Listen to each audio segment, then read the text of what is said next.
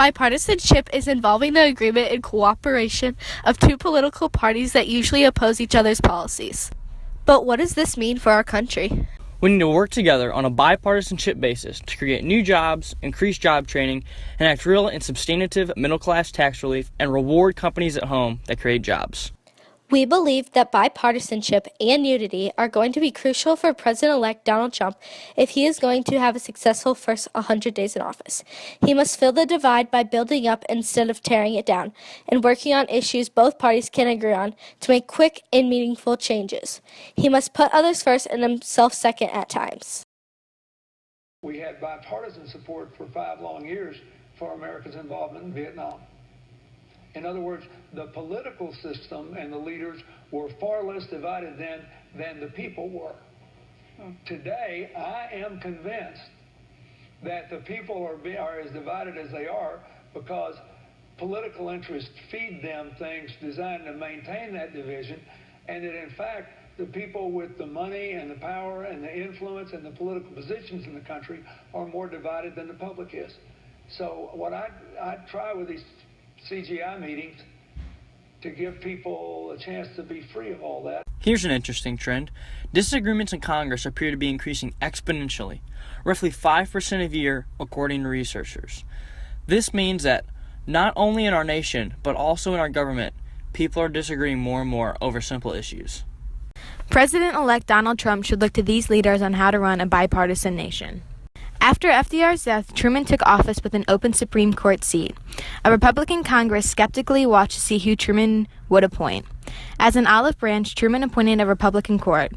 This action gave him credibility in Congress and allowed for cooperation in future between Truman and Congress. During World War II, many Republicans were worried about staying in Europe too long after the war.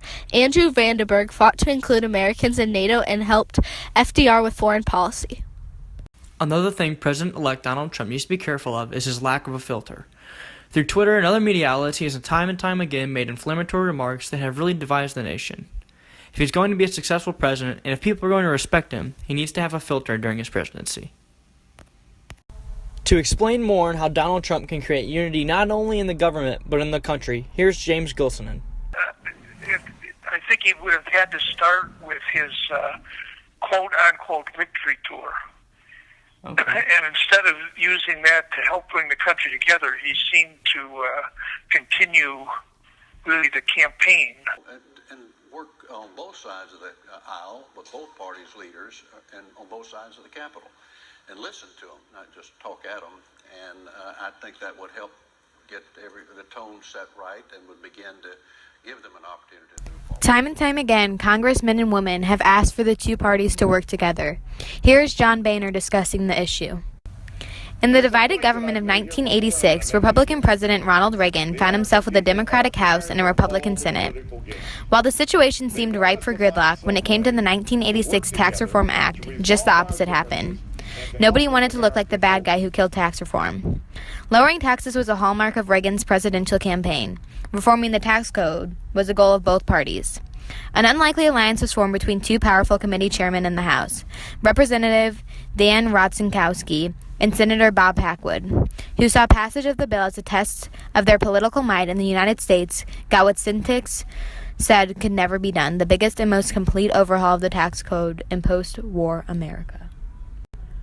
Despite a bitterly divided government in 1996, Congress passed and President Bill Clinton signed into law one of the most sweeping changes to the country's welfare system. Welfare programs had long been a political dividing line between liberals and conservatives, but by 1996, the threat of intergenerational dependency on government welfare was clear to members of both parties.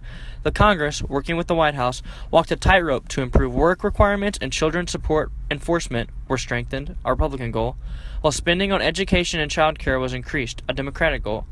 Years later, President Clinton wrote that I was widely criticized by liberals who thought the work requirements were too harsh and conservatives who thought the work incentives too generous. But sometimes that's what compromise is. Yeah, certainly didn't indicate it by his cabinet picks. I mean, he's picked people who are absolutely hostile to some of the agencies that they're expected to run. Yeah, You've got climate change. You've got climate change deniers. You've got Rick Perry, former governor of Texas, who at Department of Energy, who wanted to close the department. So I'm not I think if he was really interested in doing that, he would have had to start it prior to actually assuming office.